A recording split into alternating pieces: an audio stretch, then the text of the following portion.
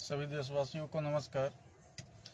मैं आज हिडमा के बारे में एक चर्चा करने जा रहा हूं और अपने दर्शकों से बता दूं हिडमा को मारना क्यों जरूरी था और कैसे मारा गया। आप सभी लोग मेरे लाइव के माध्यम से जुड़ जाइए। जो सुनने में आ रहा है वो मैं बताने का प्रयास कर रहा हूं। कैसे मारा गया और हिडमा को मारना जरूरी क्यों था। आप जल्दी से जल्दी मेरे लाइव के माध्यम से जुड़ जाइए और मुझे फॉलो कर लें। ऐसे ही अहम जानकारियां अक्सर लेके आता हूं और मुझे लगता है कि मैं अपने दर्शकों तक इन बातों को साझा करूं। तो सबसे पहले बात करते हैं हिडमा को मारा कैसे गया। देखिए, हिडमा एक कुख्यात नक्सली था और मारना भी सरकार के लिए उतनी जरूरी था। उसके कुछ तरीके अलग थे काम करने के। बाकी मैं नक्सल का समर्थक नहीं हूं। हिडमा को पहले से ही शुगर था और अभी फिलहाल कहते हैं कि हिडमा का तबीयत कुछ ज़्यादा ही खराब हो गया था और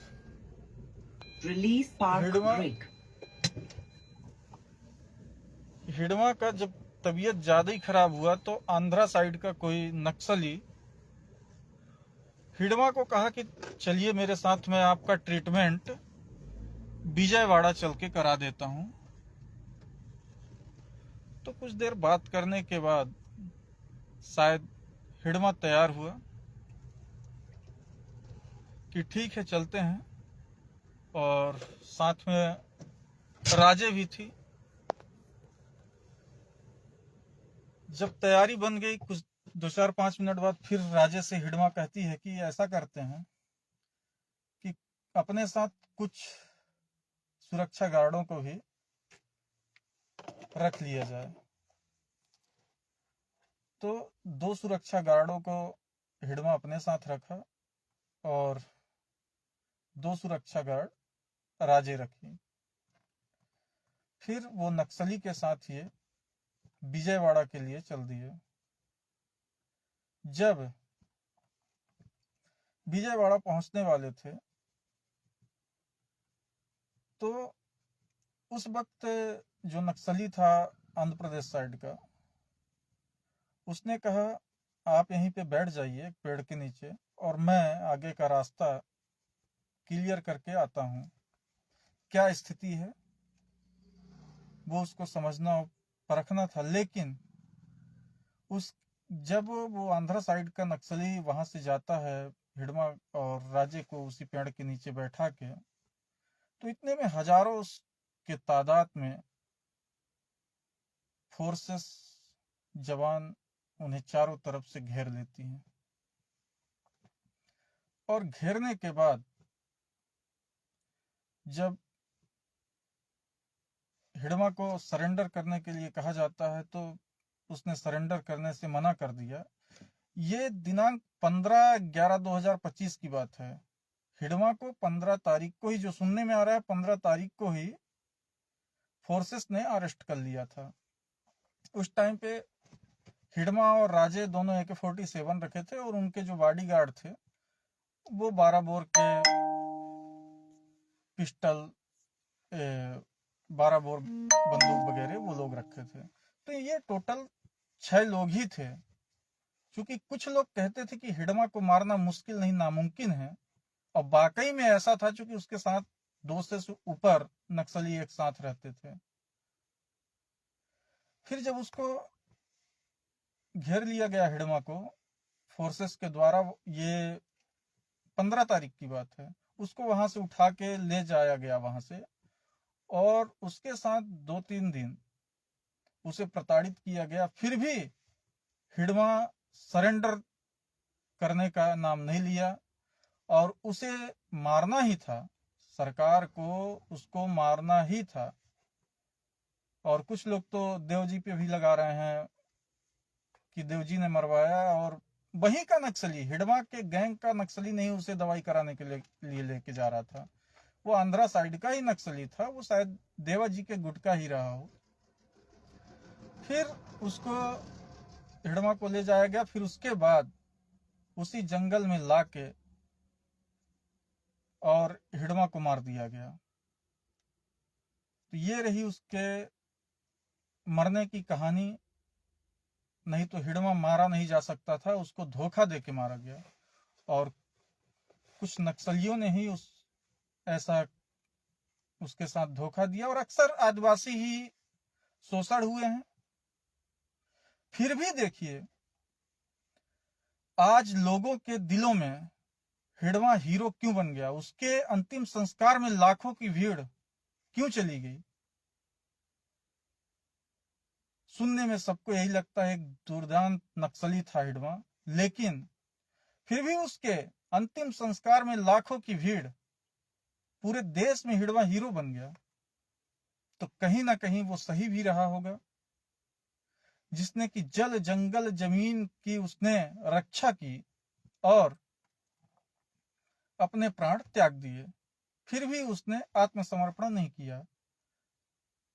जिन लोगों का कहना है देवजी मरवाए, तो हो सकता है अक्सर आंध्रा साइड के ही उच्च नेतृत्व में जो बैठे हुए हैं नक्सलवाद में, वो सभी आंध्रा साइड के लोग हैं, और अक्सर वो बस्तर के युवाओं को, बस्तर के आदिवासियों का शोषण करते हैं, उन्हें सबसे आगे करते हैं।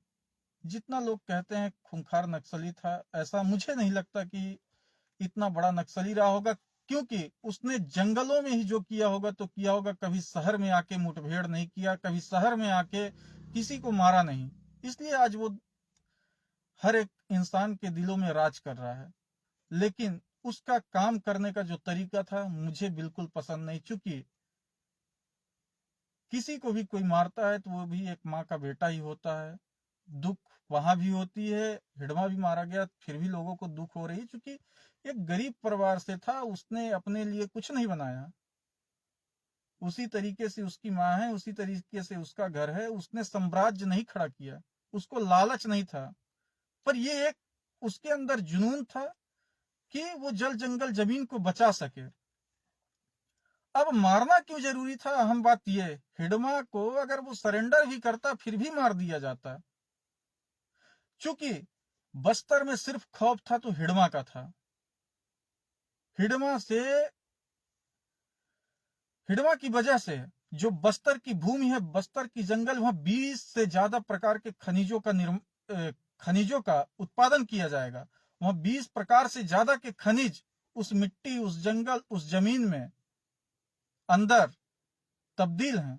लेकिन उन्हें निकाला कैसे जाए, कोई भी वहां ठेकेदार, कोई भी कंपनी वहां काम करने के लिए तैयार नहीं होती थी, चूंकि हिडमा का डर उनके अंदर जरूर था। अब क्या बस्तर बच पाएगा, या बस्तर के जंगल क्या बच पाएंगे, या सरकार वहां विकास की गति बढ़ा पाएगी, अहम मुद्दा यह है। लेकिन क्या देश का नक्सलवाद खत्म होगा? मेरे अनुसार तो देश का नक्सलवाद कभी खत्म नहीं होगा, चूंकि नक्सलवादियों को खत्म कर देने से कुछ नहीं होगा। जो ऊपर नक्सल के लीडर बैठे हैं, जो नेतृत्व कर रहे हैं, उनके दिलों से उस नक्सलवाद के सोच को खत्म किया जाए। एक हिडमा मारने से या एक आदिवासी को मार देने से किसी प्रकार का नक्सलवाद खत्म नहीं होगा। और फिर अहम बात यह भी कि नक्सली लोग बनते क्यों हैं? क्या जरूरत उन्हें पड़ी नक्सली बनने की? क्या जरूरत पड़ी उन्हें बंदूक उठाने की? क्यों जरूरत पड़ा इस लोकतंत्र देश में बंदूक उठाने की? क्या सरकार ही उठवा रही है बंदूक? बहुत सारे अहम सवाल हैं। कहीं ना कहीं सरकार भी उनके इच्छाओं के अनुरूप विपरीत काम कर रही है, क्योंकि सामंजस्य दोनों को बनाना चाहिए। आज अक्सर आदिवासी सिर्फ लड़ता है जल जंगल जमीन के लिए, क्योंकि आज जिस तरीके से सरकार चल रही है, मैं तो कहूंगा नक्सलवाद को भी बढ़ावा कहीं ना कहीं सरकार के थ्रू ही मिलती है। छत्तीसगढ़ में उस टाइम पे रमन जी की सरकार थी, 2000 जब छत्तीसगढ़ मतलब मध्य प्रदेश से अलग हुआ, तो उस टाइम पे शायद 61-62 सीट आई थी कांग्रेस के, और कांग्रेस का सरकार उस टाइम पे बना। तो उतना अति नहीं था आतंक ये नक्सलियों का। फिर जब उसके बाद बीजेपी की सरकार बनी, उस टाइम पे लोग एक नक्सली रमन्ना करके था, इस तरीके से वीडियो भी चलते थे, रमन्ना की सरकार है, रमन्ना की सरकार है, तो कहीं ना कहीं उनको बढ़ावा मिला। और फिर उस समय एक झीरम घाटी कांड होता है, 2013 की बात है, जिसमें शीर्ष नेतृत्व कांग्रेस के शीर्ष नेतृत्व के नेता मारे गए, लगभग 27-28 लोग। हेलो मोटो।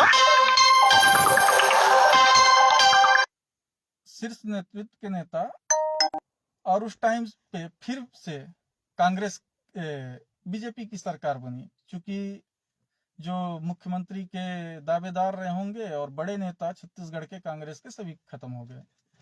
फिर से जब कांग्रेस आई, तो फिर से इन्होंने नक्सलवाद को खात्मा करने का एक अहम योजना बनाई और फिर से ये चालू हुआ। पर नक्सलवाद खत्म कैसे किया जाए, सबसे अहम सवाल ये है। नक्सलवाद क्या खत्म हो पाएगा? क्योंकि इनकी सोच नहीं बदल पाएगी, मार देने से सोच नहीं बदलेगी, उस पर समझौता नहीं किया जा सकेगा। तो सबसे पहले मैं कहूंगा कि जो शीर्ष नेतृत्व में बैठे हुए आंध्रा साइड के बड़े लोग हैं, उनके साथ ये समझौता की जाए, उनको मारा जाए जो गलत हों। इनका ब्रेन वॉश करके नक्सली बनाया जाता है सिर्फ बस्तर के लोगों का, और बस्तर के ही ज्यादातर आदिवासियों का ही मौत हो रहा है। क्यों नहीं मारे जाते आंध्रा साइड के बड़े नक्सल लीडर? और क्या अब सरकार बस्तर का विकास कर पाएगी या नहीं? अहम सवाल ये है। क्या जल जंगल जमीन आदिवासी अब बचा पाएंगे या नहीं? अहम सवाल ये है। अब सरकार एक अहम मुद्दा अपने सिंगरौली में अभी चल रहा है, लाखों पेड़ की कटाई की जा रही है बांसी बेड़दहा में। क्या आदिवासी अपने जल जंगल जमीन को बचा पाएंगे या नहीं? क्योंकि बीजेपी सरकार, मैं लालछन नहीं लगा रहा हूं, कोई भी सरकार होगा, देखिए नेता कभी भविष्य नहीं सोचता देश का। इस बात को गौर करिएगा, कोई भी नेता देश का भविष्य नहीं सोचता, वो सिर्फ अपना भविष्य सोचता है। हर नेता झूठा है, और लोगों के साथ सबसे ज्यादा गरीबों के साथ ही शोषण किया जाता है, उनके साथ ही अत्याचार किया जाता है। आज जो उद्योगपति हैं, पूंजीपति शहरों से गांव की ओर भाग रहे हैं, और सिर्फ गांव में ये स्थिति हो रही है। आज लाखों पेड़ सिंगरौली की कटाई की जा रही है, जबकि बीजेपी सरकार एक पेड़ मां के नाम लगाओ नारा लगाती है, और लगाती भी है।